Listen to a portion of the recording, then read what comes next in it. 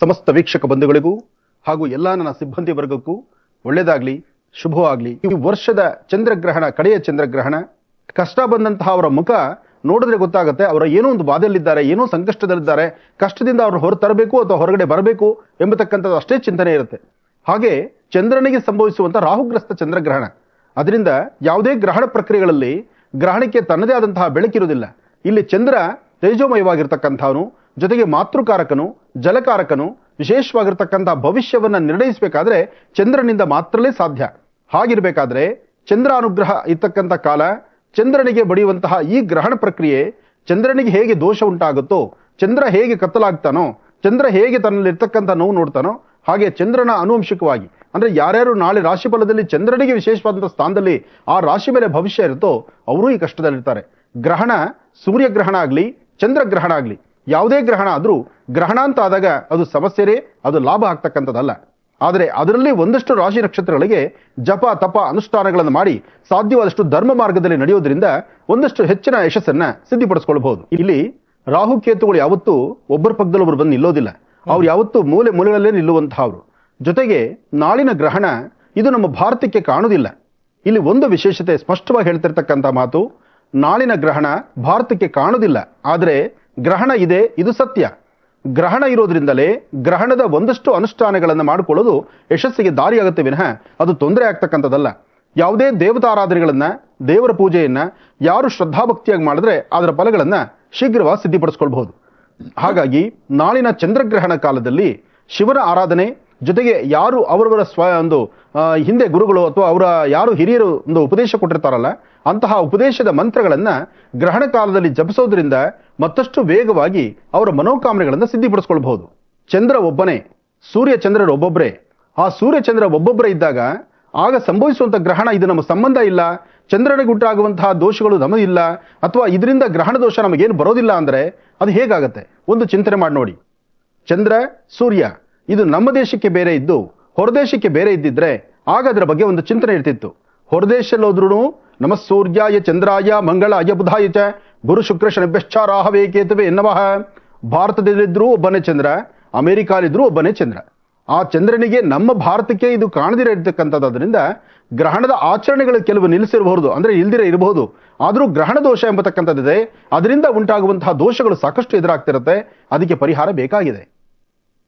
ಚಂದ್ರ ಮನಸ್ಕಾರಕ, ಮಾತೃಕಾರಕ, ಜಲಕಾರಕ. ಕ್ಷಣ ಕ್ಷಣಕ್ಕೂ ಸಹಿತ ನಮ್ಮಲ್ಲಿ ಆಗು ಹೋಗುಗಳ ಬಗ್ಗೆ ಚಿಂತನೆ ಮಾಡಬೇಕಾದ್ರೆ, ಭವಿಷ್ಯದಲ್ಲಿ ಸರಿಯಾದ ರೀತಿ ನಾವು ನಿಖರವಾದಂತಹ ಭವಿಷ್ಯತ್ತನ್ನು ಹೇಳಬೇಕಾದ್ರೂ ಚಂದ್ರನಿಂದಲೇ ಸಾಧ್ಯ. ಹೀಗಿರಬೇಕಾದ್ರೆ ಚಂದ್ರ ನಾಳೆ ದಿವಸ ಸಂಭವಿಸುವಂತಹ ಚಂದ್ರಗ್ರಹಣ, ಗ್ರಹಣ ಕಾಲ, ಗ್ರಹಣಕ್ಕೂ ಮುನ್ನ, ಗ್ರಹಣ ಬಿಟ್ಟಾದ ನಂತರ, ಗ್ರಹಣ ಮಧ್ಯಕಾಲ, ಈ ಸಮಯದಲ್ಲಿ ಉಂಟಾಗುವಂತಹ ಒಂದಷ್ಟು ದೋಷಗಳಿಗೆ ಈ ಒಂದು ಪ್ರಕೃತಿಯ ವಿಸ್ಮಯವೂ ಸಾಕಷ್ಟು ಬದಲಾವಣೆಗಳಿರುತ್ತೆ. ಹಾಗೆ ಪ್ರಕೃತಿಯ ಅವಘಡಗಳು ಸಾಕಷ್ಟು ಎದುರಾಗುತ್ತೆ. ಹಾಗೆ ಪ್ರತಿಯೊಬ್ಬ ವ್ಯಕ್ತಿಯು ಸಹಿತ ಇರ್ತಕ್ಕಂಥದ್ದು ಕೋಟ್ಯಾಂತರ ಜನ ಇದ್ರೂ 27 ನಕ್ಷತ್ರ 12 ರಾಶಿಗಳಲ್ಲೇ ಇದ್ದೀವಿ. ಆ 27 ನಕ್ಷತ್ರ 12 ರಾಶಿಗಳಿಗೆ ಸಂಬಂಧಪಟ್ಟಂಗೆ ಎಲ್ಲರಿಗೂ ಸಂಬಂಧಪಟ್ಟಂತಹ ರೀತಿಯಲ್ಲಿ ಒಂದೊಂದು ತರಹ ದೋಷಗಳಿರಬಹುದು. ಅದಕ್ಕಾಗಿ ಸಾಧ್ಯವಾದಷ್ಟು ತಿಳಿದಿರತಕ್ಕಂಥವರು ನಾಳೆ ಸಾಮೂಹಿಕವಾದಂತಹ ಒಂದಷ್ಟು ಪ್ರಾರ್ಥನೆಗಳನ್ನ ಬಹಳ ವಿಶೇಷವಾಗಿ ಮಾಡ್ತಾರೆ. ಗ್ರಹಣ ಬಿಟ್ಟಾದ ಮೇಲೂ ಸಹಿತ ಅನುಷ್ಠಾನವನ್ನು ಮಾಡುವಂತಹದ್ದು ಪ್ರತಿಯೊಂದು ಸಂಸ್ಥಾನಗಳಲ್ಲಿ ಅಥವಾ ದೇವಾಲಯಗಳಲ್ಲಿ ಇದು ನಾಳೆ ಬಹಳಷ್ಟು ಚೆನ್ನಾಗಿದೆ. ಒಂದಷ್ಟು ಜನ ಹೇಳ್ತಾರೆ ಗ್ರಹಣ ಪ್ರಕ್ರಿಯೆ ಎಂಬತಕ್ಕಂಥದ್ದು ನಭೋಮಂಡಲದಲ್ಲಿರ್ತಕ್ಕಂಥ ಒಂದು ಕೌತುಕ ಅಂತ. ಸತ್ಯ, ಕೌತುಕವೇ. ಯಾಕೆಂದ್ರೆ ವಿಜ್ಞಾನಿಗಳ ನುಡಿಮುತ್ತು ಅದು. ಯಾಕೆಂದ್ರೆ ವಿಜ್ಞಾನಿಗಳಿಗೂ ಪೂರ್ವದಲ್ಲಿ ಜ್ಯೋತಿಷ್ಯ ಎಂಬತಕ್ಕಂಥ ಮಹರ್ಷಿಗಳು ಜ್ಯೋತಿಷ್ಯದ ಬಗ್ಗೆ ಸಾಕಷ್ಟು ಅಧ್ಯಯನ ಬರೆದಿದ್ದಾರೆ. ನಾಳೆ ಆಗುವಂತ ಗ್ರಹಣದ ಬಗ್ಗೆ ಇವತ್ತೇ ಉಲ್ಲೇಖ ಬರೆದಿಟ್ಟಿರ್ತಾರೆ ಪಂಚಾಂಗ ಶಾಸ್ತ್ರದಲ್ಲಿ. ಹೀಗೆ ಇವೆಲ್ಲವೂ ಸಹಿತ ಜ್ಞಾನ, ವಿಜ್ಞಾನ ಜೊತೆಗೆ ಜ್ಯೋತಿಷ್ಯ ಜ್ಞಾನ ಇದೆಲ್ಲವೂ ಬಹಳ ವಿಶೇಷವಾಗಿರ್ತಕ್ಕಂಥದ್ದು. ಒಂದಷ್ಟು ಜನ ಪರ ವಿರೋಧ ಎಲ್ಲಾ ಭಾಗಗಳಲ್ಲೂ ಇದೆ. ಅದಕ್ಕಾಗಿ ಇವತ್ತು ಕೆಲವಷ್ಟು ರಾಶಿ ನಕ್ಷತ್ರಗಳವರು ಎಚ್ಚರಿಕೆ ಇರಬೇಕು. ಆ ಎಚ್ಚರಿಕೆ ಯಾರಿರಬೇಕು, ಯಾವ ರಾಶಿ ಮೇಲೆ ಇರತಕ್ಕಂತಹದ್ದು ಸಮಸ್ಯೆ ಇದೆ, ಅದರಲ್ಲೂ ನಾಳೆ ಸಂಭವಿಸುವಂತಹ ಗ್ರಹಣ ಈ ರಾಶಿಗಳಲ್ಲಿರ್ತಕ್ಕಂಥವ್ರು ಒಂದಷ್ಟು ಎಚ್ಚರಿಕೆ ಆಗಿದ್ರೆ ಏನು ತೊಂದರೆ ಇಲ್ಲ. ಆದರೂ ನೋಡಿ, ಆಗತಕ್ಕಂಥದ್ದನ್ನ ತಪ್ಪಿಸ್ಲಿಕ್ಕಾಗುವುದಿಲ್ಲ. ಆದರೆ ಆಗೋದಕ್ಕೂ ಮುನ್ನ ನಾವು ಮದಾಂಧರಾಗಿ ನಡ್ಕೊಳ್ಳಬಾರದು. ಗ್ರಹಣ ಕಾಲದ ಒಂದಿಷ್ಟು ಅನುಷ್ಠಾನಗಳನ್ನ ಶಾಸ್ತ್ರಬದ್ಧವಾಗಿ ನಾವು ಚಿಂತನೆ ಮಾಡಬೇಕಾಗತ್ತೆ. ಅದಕ್ಕಾಗಿ ಗ್ರಹಣ ಪ್ರಾರಂಭಕ್ಕೂ ಮುನ್ನ, ನಾಳೆ ಗ್ರಹಣ, ಆದರೆ ಆಹಾರ ಪದ್ಧತಿ ಹೇಗಾರು ಇರಲಿ, ಆದರೆ ಒಂದು ಆಚರಣೆಗಳು ಮಾಡುವಾಗ ಒಂದಷ್ಟು ಶಾಸ್ತ್ರಬದ್ಧವಾದ ಆಚರಣೆ ಇರಲಿ. ಆದರೆ ಸಾಧ್ಯವಾದಷ್ಟು ಗರ್ಭಿಣಿ ಸ್ತ್ರೀಯರಿದ್ದರೆ ಬಹಳ ಎಚ್ಚರಿಕೆ ವಹಿಸಿ, ವಯಸ್ಸಾಗಿರ್ತಕ್ಕಂತಹ ವೃದ್ಧರಿದ್ದರೆ ಸಣ್ಣ ಪುಟ್ಟ ಮಕ್ಕಳಿದ್ರೆ ಆ ಮಕ್ಕಳ ಬಗ್ಗೆ ಸಹಿತ ಒಂದಷ್ಟು ಕಾಳಜಿ ಇಟ್ಕೊಳ್ಬೇಕಾದ್ದು ಧರ್ಮ. ಈ ಸಮಯದಲ್ಲಿ ನಾವು ಮಧಾಂಧರಾಗಿ ನಡ್ಕೊಳ್ಳೋದು ಬೇಡ. ಹಾಗೆ ದೇವರ ದರ್ಶನ, ಪೂಜಾ ಅನುಷ್ಠಾನ ಎಲ್ಲವೂ ಸಹಿತ ಶಾಸ್ತ್ರಬದ್ಧವಾಗಿ ಮಾಡೋದು ಉತ್ತಮ. ನೋಡಿ, ಆತಂಕ ಆಗ್ತಕ್ಕಂಥದ್ದು ಮನುಷ್ಯ ತಾನು ಹಾಕುವ ಹೆಜ್ಜೆನಲ್ಲಿ ಪ್ರತಿನಿತ್ಯದ ಕಾಯಕಕ್ಕೂ ಆ ಪ್ರತಿನಿತ್ಯದ ಕಾಯಕದಲ್ಲಿ ವ್ಯತ್ಯಾಸ ಆಗ್ಲಿಕ್ಕೂ ಅಥವಾ ಹಾಕುವ ಹೆಜ್ಜೆಯಲ್ಲಿ ವ್ಯತ್ಯಾಸ ಕಾಣ್ತಿರ್ಲಿಕ್ಕೂ ಅಥವಾ ಕೆಲಸ ಕಾರ್ಯಗಳಲ್ಲಿ ಒಂದಷ್ಟು ಮಂದಗತಿಯಲ್ಲಿ ಸಾಗುವಂಥದ್ದಕ್ಕೂ ಇದೆಲ್ಲಕ್ಕೂ ಮಧ್ಯ ವ್ಯಕ್ತಿಯ ಚಿಂತನೆ ಅಂತಕ್ಕಂಥದ್ದಿದೆ. ಕೆಲವೊಬ್ಬರಿಗೆ ಅನ್ನದ ಪಾತ್ರೆನಲ್ಲಿ ನೀರಿನಿಟ್ಟು ಅಕ್ಕಿಯನ್ನಿಟ್ಟಾಗ ಅನ್ನ ಒಳ್ಳೆ ಹೂ ತರ ಅನ್ನ ಆಗುತ್ತೆ ಅನ್ನೋದು ಗೊತ್ತಿದೆ. ಕೆಲವಷ್ಟು ಜನಕ್ಕೆ ಅನ್ನ ಮಾಡೋದು ಗೊತ್ತಾಗುವುದಿಲ್ಲ, ಸಂಪೂರ್ಣ ಮುದ್ದೆ ಮಾಡ್ತಾರೆ ಅಥವಾ ಅನ್ನವನ್ನ ಉದುರುದ್ರಾಗಿ ಮಾಡ್ತಾರೆ, ಅಕ್ಕಿ ಬೇಯ್ದಿದ್ದಗೂ ಆಗುತ್ತೆ, ನೀರು ಕಡಿಮೆನೂ ಇಡ್ತಾರೆ. ಏನೇ ಇಟ್ಟರು 1-2 ಸತಿ 3ನೇ ಸತಿ ಅದನ್ನು ಮಾಡೋ ಕಲೆ ಕಲ್ತ್ಕೊಂಡ್ಬಿಡ್ತಾರೆ. ಹಾಗೆ ಯಾರಿಗೆ ಜನ್ಮ ನಕ್ಷತ್ರ ಜನ್ಮರಾಶಿ ಸರಿಯಾಗಿ ಗೊತ್ತಿರೋದಿಲ್ವೋ, ಡೇಟ್ ಆಫ್ ಬರ್ತ್ ಇರೋದಿಲ್ವೋ ಅಂತಹ ಅವರು ಯಾವುದೇ ಒಂದು ಗ್ರಹಣ ಪ್ರಕ್ರಿಯೆ ಇರಲಿ ಅಥವಾ ಇಂತಹ ಒಂದು ದೋಷಗಳು ಬಂದರೆ ಸೂರ್ಯಗ್ರಹಣ, ಚಂದ್ರಗ್ರಹಣ ಅಥವಾ ಪರ್ವಕಾಲಗಳು, ಈ ಪ್ರಕಾರ ಸಂಕ್ರಮಣ, ಇಂತಹ ಕಾಲದಲ್ಲಿ ಒಂದಷ್ಟು ಎಚ್ಚರಿಕೆಯ ಜಾಗರೂಕತೆ ಬೇಕಾಗುತ್ತೆ. ಯಾಕೆಂದ್ರೆ ಕಳೆದ ಬಾರಿ ಆಗಿರ್ತಕ್ಕಂತಹ ಅಚಾತುರ್ಯಗಳನ್ನ ನೆನೆಸ್ಕೊಂಡ್ರೆ ಮುಂದಾಗುವಂತಹ ಗ್ರಹಣದಲ್ಲಿ ತೊಂದರೆ ಆಗಬಾರ್ದು ಅನ್ನೋ ಒಂದು ಎಚ್ಚರಿಕೆ ಬೇಕಾದ್ರೆ ಅವರು ಕೆಲವೊಂದಷ್ಟು ಮುನ್ಸೂಚನೆಗಳನ್ನ ಅರ್ಥಕೊಳ್ಳೋದು ಬಹಳ ಉತ್ತಮ. ಹಾಗೆ ನಾಳೆ ಸಮುದ್ರ ತೀರ, ಹರಿಯುವ ನೀರು, ಹಾಗೆ ಒಳ್ಳೆ ಪುಣ್ಯಕ್ಷೇತ್ರಗಳು, ಇಂತಹ ಕಡೆ ಸ್ನಾನ ಮಾಡಿ ಅನುಷ್ಠಾನ ಮಾಡೋರು ಇದ್ದಾರೆ. ಹಾಗೆ ಸಾಧ್ಯವಾದಷ್ಟು ಸಮುದ್ರ ತೀರಕ್ಕೆ ಹೋದ್ರೂ ಬಹಳ ಎಚ್ಚರಿಕೆಯಿಂದಿರಿ. ಯಾಕೆಂದ್ರೆ ಹುಣ್ಣಿಮೆ ಕಾಲದಲ್ಲಿ ಹರಿಯುವ ನೀರು, ಸಮುದ್ರ ಆಕರ್ಷಿತವಾಗಿರುತ್ತೆ. ಯಾಕೆಂದ್ರೆ ಜಲಾಕರ್ಷಣೆ ಮಾಡತಕ್ಕಂಥದ್ದು ಚಂದ್ರನ ಕರ್ತವ್ಯ ಇದೆ, ಚಂದ್ರನ ಕಾಯಕವಿದೆ. ಅದರಿಂದ ನಾಳೆ ಹುಣ್ಣಿಮೆ ಜೊತೆಗೆ ಚಂದ್ರಗ್ರಹಣ ಆದ್ರಿಂದ ಸಮುದ್ರ, ಹರಿಯುವ ನೀರುಗಳ ಹತ್ರ ಹೋಗುವಾಗ ಸ್ವಲ್ಪ ಹುಷಾರಾಗಿರ್ಬೇಕು. ಚಂದ್ರಮಾ ಮನಸೋ ಜಾತಃ ಚಕ್ಷುಸೂರ್ಯೋ ಜಾತಃ ಅಂದ್ರೆ ಚಂದ್ರನೇ ಒಂದು ವಿಶೇಷತೆ. ಪ್ರತಿಯೊಬ್ಬರ ಮನಸ್ಸಿನ ಮೇಲೂ ಒಂದು ಗದಾಪ್ರಹಾರ ಇರುತ್ತೆ. ಮನಸ್ಸಲ್ಲಿ ಇರ್ತಕ್ಕಂಥ ಆ ಚಂಚಲತೆ ಮತ್ತು ಮಾಡಬೇಕು ಅನ್ಕೊಂಡು ಕೆಲಸ ಮಾಡಿದ್ರಿಗೆ ಆಗದಿರತಕ್ಕಂಥದ್ದು. ಒಂದಷ್ಟು ಜನ ಏನೋ ಒಂದಿಷ್ಟು ಸಾಧನೆ ಮಾಡಬೇಕು ಅನ್ಕೊಳ್ತಾರೆ, ಸಾಧಿಸಕ್ಕಾಗೋದಿಲ್ಲ. ಜೊತೆಗೆ ತಮ್ಮಲ್ಲಿರ್ತಕ್ಕಂಥ ಯಶಸ್ಸನ್ನ ಮತ್ತಷ್ಟು ಸಿದ್ಧಿಪಡಿಸ್ಕೊಳ್ಳೋದಕ್ಕಾಗಿ ತಾವು ಏನು ಶ್ರಮಿಸ್ತಾರೋ ಶ್ರಮಕ್ಕೆ ತಕ್ಕ ಪ್ರತಿಫಲ ಸಿಗದಿರೇ ಇರತಕ್ಕಂಥದ್ದು. ಇದೆಲ್ಲವೂ ಸಹಿತ ಚಂದ್ರನಿಂದ ಉಂಟಾಗುತ್ತೆ.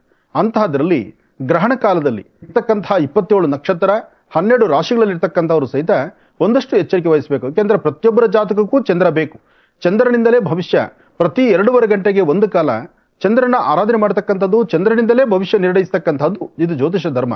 ಹಾಗಾಗಿ ಮುಂದೆ ಬರ್ತಕ್ಕಂತಹ ದಿನಗಳಲ್ಲಿ ಯಾವುದೇ ಆಪತ್ತು ಎದುರಾಗಬಾರ್ದು ಅಂದ್ರೆ ಸಾಧ್ಯವಾದಷ್ಟು ಚಂದ್ರನ ಪ್ರಾರ್ಥನೆ, ಚಂದ್ರಶೇಖರನ ಪ್ರಾರ್ಥನೆ, ನಾಳೆ ಹಚ್ಚುವ ದೀಪ ಜೀವನದ ಕತ್ಲನ ಹೊಡೆದುಗಡೆ ಹೊಡೆಸಲಿಕ್ಕೋಸ್ಕರ. ಒಳ್ಳೇದಾಗ್ಲಿ, ಶುಭವಾಗ್ಲಿ.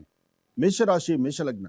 ಮೇಷರಾಶಿ, ಮೇಷಲಗ್ನದಲ್ಲಿರ್ತಕ್ಕಂಥವ್ರಿಗೆ ಚಂದ್ರ ಮತ್ತೆ ಗುರು ಇರ್ತಕ್ಕಂಥ ಆಸ್ಥಾನ, ಬುಧ ಮತ್ತೆ ಶನಿ ಇರ್ತಕ್ಕಂಥ ಆಸ್ಥಾನದಿಂದ ಸ್ವಲ್ಪ ಮಟ್ಟಿಗೆ ಲಾಭ ನಷ್ಟಗಳ ಮಧ್ಯದಲ್ಲಿ ಇದ್ದೀರಿ. ಆದ್ರೆ ಯಾವುದೇ ಒಂದು ಕೆಲಸ ಕಾರ್ಯಗಳು ಮಾಡಬೇಕಾದ್ರೂ ಸಮಾಧಾನ ಇಲ್ಲದಂತ ರೀತಿಯಲ್ಲಿದ್ದೀರಿ.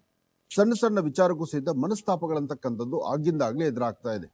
ಯಾವುದು ಬೇಕು ಯಾವುದು ಬೇಡ, ಈ ಬೇಕು ಬೇಡಗಳನ್ನ ಚರ್ಚೆ ಮಾಡುವಂಥದ್ದಾಗ್ಲಿ, ಅಸಮಾಧಾನ ಬರ್ತಕ್ಕಂಥದ್ದಾಗ್ಲಿ, ಸಮಾಧಾನ ಇಲ್ಲದಂತ ರೀತಿ ಇರ್ತಕ್ಕಂಥದ್ದಾಗ್ಲಿ, ಇದೆಲ್ಲವನ್ನು ಸಹಿತ ಸ್ವಲ್ಪ ದೂರ ಮಾಡ್ಕೊಳ್ಬೇಕಾದ್ರೆ ನೀವು ಅಂದುಕೊಂಡಿದ್ದನ್ನ ಸಾಧನೆ ಮಾಡಬೇಕು.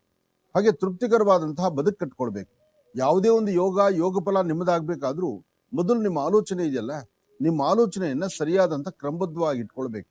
ವ್ಯಾಪಾರ, ವ್ಯವಹಾರ, ವೃತ್ತಿಧರ್ಮ, ವಿದ್ಯಾರ್ಥಿಗಳಿಂದ ಹಿಡಿದು ವಯಸ್ಸಾಗಿರ್ತಕ್ಕಂತಹ ವೃದ್ಧರವರೆಗೂ ನಿಮ್ಮ ಕೆಲಸಗಳಲ್ಲಿ, ಕೆಲಸ ಕಾರ್ಯಗಳಲ್ಲಿ ಒಂದು ಬದಲಾವಣೆ ತಂದುಕೊಳ್ಬೇಕು. ಆ ಬದಲಾವಣೆ ಸಿಗುವ ಕಾಲನೂ ಇದೆ. ಆದ್ರೆ ಸ್ವಲ್ಪ ಜಾಗ್ರತೆ ಬೇಕು, ಎಚ್ಚರಿಕೆ ಬೇಕು, ಜೋಪಾನ ಇರಬೇಕು. ಈ ಸಮಯದಲ್ಲಿ ಮಾತ್ರ ನೀವೆಷ್ಟು ಬುದ್ಧಿವಂತರಾಗಿದ್ರು ಕಡಿಮೆನೆ. ಯಾಕೆಂದ್ರೆ ಒಂದಲ್ಲ ಒಂಥರ ಅಸಮಾಧಾನ, ಯಾರಾದ್ರೂ ಒಬ್ಬರು ಮಾತಿಗೆ ನೀವು ತಲೆಬಗ್ಸುವಂಥದ್ದು, ಏನಾದ್ರು ಒಂದು ವಿಚಾರಗಳನ್ನ ಸರಿಯಾಗಿ ಗಮನಕ್ಕೆ ತಂದುಕೊಳ್ಳದಿರತಕ್ಕಂಥದ್ದು, ಅಲ್ಲಿ ಆಗುವಂತಹ ಒಂದಷ್ಟು ವ್ಯತ್ಯಾಸಗಳಿಂದ ಸಮಸ್ಯೆಯನ್ನ ಮತ್ತಷ್ಟು ಹೊರಬೇಕಾದ ಪರಿಸ್ಥಿತಿ ಎದುರಾಗ್ಬಿಡುತ್ತೆ. ಜೋಪಾನ, ಎಚ್ಚರಿಕೆ ಇರಲಿ. ಹಾಗೆ ನಿಮ್ಮ ಕಾಯಕವನ್ನ, ನಿಮ್ಮ ಕಾಯಕವನ್ನ, ನಿಮ್ಮ ಮನೋಕಾಮನೆಗಳನ್ನ ಸಿದ್ಧಿಪಡಿಸ್ಕೊಳ್ಳುವುದರಲ್ಲೂ ಸಹಿತ ಸ್ವಲ್ಪ ನೀವು ಶ್ರಮಿಸಿದ್ರೆ ಶ್ರಮಕ್ಕೆ ತಕ್ಕ ಪ್ರತಿಫಲವನ್ನ ತಾವು ಸಿದ್ಧಿಪಡಿಸ್ಕೊಳ್ತೀರಿ. ಶಾಲೆಯಲ್ಲಿ ಹೇಳ್ತಕ್ಕಂತಹ ಗುರುಗಳ ಮಾತನ್ನ ಆಲಿಸುವಂತದ್ರಲ್ಲಾಗ್ಲು ಅಥವಾ ನಿಮ್ಮದೇ ಆದಂತಹ ವಿದ್ವತ್ತನ್ನ ಮತ್ತಷ್ಟು ಪ್ರದರ್ಶನ ಮಾಡುವಂಥದ್ದು, 4-6 ಜನ ನಿಮ್ಮನ್ನ ಒಪ್ಪುವಂಥದ್ದು, ಒಟ್ಟಾರೆ ಒಂದು ಸಂತೋಷದ ಒಂದು ಮನಸ್ಥಿತಿ ವಿದ್ಯಾರ್ಥಿಗಳಿಗಿದೆ. ಹಾಗೆ ಮನೇಲಿರ್ತಕ್ಕಂಥ ತಾಯಂದ್ರು, ಹೆಣ್ಣು ಮಕ್ಕಳು ಅಷ್ಟು ಗಾಂಭೀರ್ಯವಾಗಿರ್ತಕ್ಕಂಥದ್ದು ಬಹಳ ಉತ್ತಮ. ಯಾರೊಬ್ಬರಾದ್ರೂ ನಿಮ್ಮ ವ್ಯವಹಾರಗಳಲ್ಲಿ ಒಂದಷ್ಟು ಲಾಭದಾಯಕವಾಗಿರ್ತಕ್ಕಂಥ ಅಂಶ ನಿಮ್ಮದಾಗಬೇಕಾದ್ರೆ ಮೊದಲು ಮಹಾಗಣಪತಿಯನ್ನ ಪ್ರಾರ್ಥನೆ ಮಾಡಿ. ಏಕದಂತಾಯ ವಿದ್ಮಹೇ ವಕ್ರತುಂಡಾಯ ಧೀಮಹೇ ತನ್ನೋದಂತೆ ಪ್ರಚೋದಯಾತ್. ಗಣಪನ ಆರಾಧನೆ ಮಾಡ್ತಾ ಕುಲದೇವರ ಅನುಗ್ರಹದಿಂದ ಇಷ್ಟಾರ್ಥವನ್ನೇನು ಸಿದ್ಧಿಪಡಿಸ್ಕೊಳ್ಬಹುದು. ಆರ್ಥಿಕ ಪರಿಸ್ಥಿತಿ ಪರವಾಗಿಲ್ಲ, ನಿಮ್ಮ ಹತ್ತಿರದಲ್ಲಿರ್ತಕ್ಕಂಥ ಒಂದು ಶಿವ ಮಂದಿರಕ್ಕೆ ಬಂದು ಶಿವಧ್ಯಾನವನ್ನ ಮಾಡಿ ಒಂದಷ್ಟು ಹಣೆಗೆ ಭಸ್ಮವನ್ನ ಧಾರಣೆ ಮಾಡಿಕೊಂಡು ಅಥವಾ ಅದರ ಬಿಲ್ವಪತ್ರೆಯನ್ನು ನಿಮ್ಮ ಪಾಕೆಟ್ ಅಲ್ಲಿ ಇಟ್ಕೊಂಡು ಈ ಸಮಯದಲ್ಲಿ ಒಂದಷ್ಟು ವ್ಯತ್ಯಾಸಗಳಾಗತ್ತೆ, ಮಾನಸಿಕವಾದಂತ ಒತ್ತಡ ಆಗತ್ತೆ. ಇಲ್ಲಿ ನಾನು ನಂದು ಎಂಬತಕ್ಕಂತಹ ಮದಮಾತ್ಸರಿಗಳು ಬಂದು ಸೇರ್ಕೊಳ್ಳುತ್ತೆ. ಆದ್ರೆ ಇದೆಲ್ಲವನ್ನು ದೂರ ಇಟ್ಟು ಒಂದಷ್ಟು ಒಳಿತನ್ನ ಸಿದ್ಧಿಪಡಿಸ್ಕೊಳ್ಬೇಕಾದ್ರೆ ತಾಯಿ ಮಹಾಲಕ್ಷ್ಮಿಯನ್ನ ಪ್ರಾರ್ಥನೆ ಮಾಡಿದ್ರೆ ಇನ್ನಷ್ಟು ಅದ್ಭುತವಾದ ಫಲವನ್ನ ನಿಮ್ಮದಾಗಿಸ್ಕೊಳ್ಬಹುದು. ಅದಕ್ಕಿಂತ ಮುಖ್ಯವಾಗಿ ನಿಮ್ಮಲ್ಲಿ ಒಂದು ಆತ್ಮವಿಶ್ವಾಸ ಇದೆ, ಒಂದು ಸಾಧನೆ ಮಾಡಬಲ್ಲೆ, ಸಾಧಿಸಬಲ್ಲೆ, ಒಂದು ವಿಶೇಷವಾಗಿರ್ತಕ್ಕಂಥದನ್ನ ಕಾರ್ಯಗಳನ್ನ ಸಿದ್ಧಿಪಡಿಸ್ಕೊಳ್ಬಲ್ಲೆ ಎಂಬತಕ್ಕಂಥ ಆತ್ಮವಿಶ್ವಾಸ ಇದೆ. ಅಂತಹ ನಿಟ್ಟಿನಲ್ಲಿ ಆಲೋಚನೆ ಮಾಡೋದಾದ್ರೆ ಧೈರ್ಯವಾಗಿ ಒಂದು ಹೆಜ್ಜೆ ಮುಂದಕ್ಕೆ ಹಾಕ್ಬೋದು. ಭೂಮಿಗೆ ಸಂಬಂಧಪಟ್ಟತಕ್ಕಂಥ ವಿಚಾರದಲ್ಲಿ ತಾವು ಏನ್ ಅಂದುಕೊಂಡಿದ್ದೀರೋ ಅಂದುಕೊಂಡಷ್ಟು ಲಾಭವನ್ನು ಗಳಿಸ್ತೀರಿ. ಸಣ್ಣ ಸಣ್ಣ ವಿಚಾರಕ್ಕೂ ಸೇರಿದ ಮನಸ್ತಾಪಗಳಂತಕ್ಕಂಥದ್ದಿದೆ, ಅದನ್ನು ದೂರ ಮಾಡ್ಕೊಳ್ಬೇಕು. ಹಾಗೆ ವೃತ್ತಿಯಲ್ಲಿ ಒಂದು ಬದಲಾವಣೆ ತಂದ್ಕೊಳ್ಬೇಕು. ಯಾವುದೇ ಒಂದು ಫಲಾಫಲಗಳನ್ನ ನಿಮ್ಮದಾಗಿಸ್ಕೊಳ್ಬೇಕಾದ್ರೂ, ವ್ಯವಹಾರಗಳ ಕಡೆ ಗಮನ ಕೊಡ್ಬೇಕಾದ್ರೂ ಮೊದಲು ತಮ್ಮ ಆಲೋಚನೆ ಇದೆಯಲ್ಲ ಅದನ್ನ ಸರಿಯಾದ ರೀತಿ ಮಾಡಿ. ನಿಂತಿರುವಂತಹ ಕೆಲಸಕ್ಕೆ ಒಂದು ಚಾಲನೆ ಕೊಡ್ಬೇಕು ಎಂಬತಕ್ಕಂಥ ಆಸೆಯಲ್ಲಿ ಇರ್ತೀರಿ. ನಿಮ್ಮ ವೃತ್ತಿ ಧರ್ಮದಲ್ಲಿ ಒಂದು ಬದಲಾವಣೆ ತಂದುಕೊಳ್ಬೇಕು, ಕೆಲಸ ಕಾರ್ಯಗಳ ಕಡೆ ಗಮನ ಕೊಡಬೇಕು, ಹೆಚ್ಚಿನ ಫಲಾಫಲಗಳನ್ನ ನಿಮ್ಮದನ್ನಿಸ್ಕೊಳ್ಬೇಕು. ಆದ್ರೆ ಇದೆಲ್ಲ ಮಾಡ್ಬೇಕಾದ್ರೆ ಸರಿಯಾದ ವ್ಯವಹಾರಗಳ ಕಡೆನೂ ಅಷ್ಟೇ ಗಮನ ಕೊಡ್ಬೇಕಾಗತ್ತೆ. ಅಷ್ಟು ಕಾಗದ ಪತ್ರಗಳಿಗೆ ಸಹಿ ಹಾಕ್ಬೇಕಾದ ಪರಿಸ್ಥಿತಿ ಎದುರಾಗತ್ತೆ. ವಿದ್ಯಾರ್ಥಿಗಳು ಜವಾಬ್ದಾರಿಯುತವಾದಂತಹ ಕಾಯಕಕ್ಕೆ ಮುಂದಾಗಬೇಕಾಗತ್ತೆ. ಉದ್ಯೋಗದ ಆಕಾಂಕ್ಷೆಗಳಿದ್ದಾರಲ್ಲ, ಉದ್ಯೋಗ ಬೇಕು, ಉದ್ಯೋಗ ಸಿಗಬೇಕು, ಅಥವಾ ಇಂಟರ್ವ್ಯೂ ಮಾಡಿರ್ತೀವಿ, ಅದಕ್ಕೆ ಏನ್ ರಿಸಲ್ಟ್ ಬರುತ್ತೋ ಅಥವಾ ಏನಾದ್ರು ಒಂದು ಅನುಕೂಲ ಆಗುತ್ತೋ ಇಲ್ವೋ ಅಂತಕ್ಕಂಥ ಸಂದೇಹ, ಸಂಶಯ ಇದೆಯಲ್ಲ, ಸಾಕಷ್ಟು ಲಾಭವನ್ನು ತಂದುಕೊಳ್ತೀರಿ.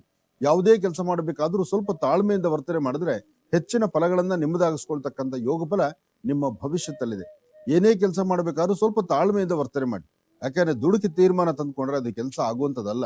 ಇಲ್ಲಿ ಒಂದು ಬದಲಾವಣೆ ಬರಬೇಕು ನಿಜ. ಆ ಬದಲಾವಣೆ ತಂದುಕೊಳ್ಬೇಕಾದ್ರೂ ತಾಯಿ ಮಹಾಲಕ್ಷ್ಮಿಯನ್ನ ಪ್ರಾರ್ಥನೆ ಮಾಡ್ತಾ, ನಿಮ್ಮ ಕುಲದೇವರನ್ನ ಪ್ರಾರ್ಥನೆ ಮಾಡ್ತಾ, ಸಾಧ್ಯವಾದ್ರೆ 9 ವರ್ಷದ ಒಳಗಿರ್ತಕ್ಕಂಥ ಮಕ್ಕಳಿಗೆ ಒಂಚೂರು ತಿಂಡಿ ತಿನಿಸನ್ನ ಕೊಟ್ಟು ತದನಂತರ ನಿಮ್ಮ ಕೆಲಸ ಕಾರ್ಯದ ಕಡೆ ಗಮನ ಕೊಟ್ರೆ ಹೆಚ್ಚಿನ ಲಾಭವನ್ನಂತೂ ಖಂಡಿತ ಸಿದ್ಧಿಪಡಿಸ್ಕೊಳ್ತೀರಿ. ಒಳ್ಳೆ ಹಣಕಾಸಿನ ವಿಚಾರ, ಕೊಟ್ಟು ತೆಗೆದುಕೊಳ್ತಕ್ಕಂಥದ್ದು, ಲೇವಾದೇವಿ ಮಾಡ್ತಕ್ಕಂಥದ್ದು, ವ್ಯಾಪಾರ ವ್ಯವಹಾರಗಳ ಕಡೆ ಗಮನ ಕೊಡ್ತಕ್ಕಂಥದ್ದು, ಹೊಸತನವನ್ನ ಕಾಣ್ತಕ್ಕಂಥದ್ದು, ಹೊಸ ಬದುಕಿನೆಡೆ ಹೆಜ್ಜೆ ಹಾಕುವಂಥದ್ದು, ಏನೋ ಒಂದು ಸಾಧನೆ ಮಾಡ್ಕೊಳ್ಬೇಕು ಎಂಬತಕ್ಕಂಥ ಆಸೆಯಲ್ಲಿದ್ರೆ ಆ ಸಾಧನೆಯ ಹಾದಿ ಅಂತೂ ಮತ್ತಷ್ಟು ಅದ್ಭುತವಾಗಿರುತ್ತೆ. ಹಾಗೆ ಇದರ ಮಧ್ಯದಲ್ಲಿ ಒಂದಷ್ಟು ಸಮಸ್ಯೆಗಳು ಸಾಕಷ್ಟು ತಲೆ ಮೇಲೆ ಕೂತ್ಕೊಳ್ಳುತ್ತೇನೋ, ಭಯ ಪಡಿಸುತ್ತೇನೋ, ಅಥವಾ ನಾವು ಭಯ ಪಡಬೇಕಾದ ಪರಿಸ್ಥಿತಿ ಎದುರಾಗುತ್ತೇನೋ, ಕೆಲವು ಕಾಗದ ಪತ್ರಗಳಿಗೋ, ಕೆಲವು ಕಮಿಟ್ಮೆಂಟ್ಗಳು, ಹಿಂದೆ ಮಾಡಿಕೊಂಡಿರ್ತಕ್ಕಂಥ ವ್ಯವಹಾರಗಳು ಪರಿಪೂರ್ತಿ ಆಗ್ಲಿಲ್ಲ, ಆಗೋದು ಕಷ್ಟ ಆಗ್ತಾ ಇದೆ ಅಂತ ನಿಮ್ಮ ಮನಸ್ಸಿಗೆ ಅನ್ಸಿದ್ರು ಅದನ್ನ ಸರಿಪಡಿಸ್ಕೊಳ್ಳೋದಕ್ಕೋಸ್ಕರ ನಿಮ್ಮ ಮನೆ ದೇವರನ್ನ ಪ್ರಾರ್ಥನೆ ಮಾಡ್ತಾ 9 ವರ್ಷದ ಒಳಗಿರ್ತಕ್ಕಂಥ ಸಣ್ಣ ಪುಟ್ಟ ಮಕ್ಕಳಿಗೆ ಒಂದಿಷ್ಟು ತಿಂಡಿ ತಿನಿಸನ್ನ ಕೊಟ್ಟು ಒಳ್ಳೆ ಸನ್ಮಾರ್ಗದಲ್ಲಿ ನಡೆದ್ರೆ ಹೆಚ್ಚಿನ ಫಲವನ್ನಂತೂ ಖಂಡಿತ ಸಿದ್ಧಿಪಡಿಸ್ಕೊಳ್ತೀನಿ. ಆದ್ರೆ ಯಾವುದೇ ಒಂದು ವಿಚಾರವನ್ನಾದ್ರೂ ಸಮಂಜಸವಾಗಿ ಪ್ರೀತಿ ವಿಶ್ವಾಸದಿಂದ ಗೆಲ್ಬೇಕಾಗಿರ್ತಕ್ಕಂಥದ್ದನ್ನ ಸಣ್ಣ ಸಣ್ಣ ವಿಚಾರಕ್ಕೂ ಸಹಿತ ಮನಸ್ತಾಪಗಳು ಮಾಡ್ಕೊಂಡು, ಮನಸ್ಸನ್ನು ನೋವು ಉಂಟು ಮಾಡ್ಕೊಂಡು, ಅಥವಾ ಬೇಡವಾದಂತ ವಿಚಾರಗಳನ್ನು ತಲೆ ತುಂಬಿಕೊಂಡು ನಡೆಸ್ಕೊಳ್ಬೇಕಾದ ಪರಿಸ್ಥಿತಿ. ವ್ಯಾಪಾರ ವ್ಯವಹಾರ ತಾವು ಅಂದುಕೊಂಡಷ್ಟು ಕೆಲಸ ಕಾರ್ಯಗಳ ಕಡೆ ಗಮನ ಕೊಡಬೇಕು, ವೃತ್ತಿಯಲ್ಲಿ ಅಭಿವೃದ್ಧಿ ಕಾಣಬೇಕು, ಹೆಚ್ಚಿನ ಮಾತನ್ನು ಸಾಧ್ಯವಾದಷ್ಟು ಮನೇಲಿರ್ತಕ್ಕಂಥ ಹಿರಿಯರ ಮಾತನ್ನು ಆಲಿಸಿ ತಾವು ಒಂದು ಹೆಜ್ಜೆ ಮುಂದಕ್ಕೆ ಹಾಕ್ಬೇಕು. ಈ ಪ್ರಕಾರವಾಗಿರ್ತಕ್ಕಂಥ ಆಲೋಚನೆಗಳನ್ನ ಮಾಡಿದ್ರೆ ಮತ್ತಷ್ಟು ಲಾಭವೇ ಸರಿ. ಆದ್ರೂ ಬರೀ ಹಣೆಯಲ್ಲಿಲ್ದಿರ ಒಂದಷ್ಟು ಗಂಧ, ಕುಂಕುಮ, ಭಸ್ಮವನ್ನು ಧಾರಣೆ ಮಾಡಿಕೊಂಡು ಓಂ ನಮಃ ಶಿವಾಯ ಎಂಬತಕ್ಕಂಥ ಶಿವಮಂತ್ರವನ್ನ ಪಠನೆ ಮಾಡೋದ್ರಿಂದ ಹೆಚ್ಚಿನ ಲಾಭವನ್ನ ಖಂಡಿತ ಸಿದ್ಧಿಪಡಿಸ್ಕೊಳ್ಬಹುದು. ಶನೇಶ್ವರನ ಪ್ರಾರ್ಥನೆ, ದೇವಿಯ ಉಪಾಸನೆ ಜೊತೆಗೆ ಸಣ್ಣ ಮಕ್ಕಳಿಗೆ ಏನಾದ್ರು ಒಂದಿಷ್ಟು ತಿಂಡಿ ತಿನಿಸನ್ನ ಕೊಡ್ತಕ್ಕಂಥದ್ದು, ಹಿರಿಯರ ಮಾತನ್ನು ಆಲಿಸ್ತಕ್ಕಂಥದ್ದು. ಇಲ್ಲಿ ನಾನು ನಂದು ಎಂಬತಕ್ಕಂಥ ಮಾತನ್ನ ಬಿಟ್ಟು ಹಿರಿಯರ ಮಾತನ್ನ ಆಲಿಸಿ ಒಂದಷ್ಟು ದಾನ ಧರ್ಮಾದಿಗಳಿಗೂ ಸರಿಯಾದಂತಹ ಒಂದು ಮಾರ್ಗವನ್ನ ಅನುಸರಿಸೋದ್ರಿಂದ ಹೆಚ್ಚಿನ ಫಲವನ್ನು ಸಿದ್ಧಿಪಡಿಸ್ಕೊಳ್ತೀರಿ. ಆದಷ್ಟು ವೇಗವಾಗಿ ಗಾಡಿ ಓಡಿಸೋದಕ್ಕಿನ್ನ ಸ್ವಲ್ಪ ಮಟ್ಟಿಗೆ ಶಾಂತಿ ಸಮಾಧಾನವಾಗಿರ್ತಕ್ಕಂಥದ್ದು ಬಹಳ ಉತ್ತಮ.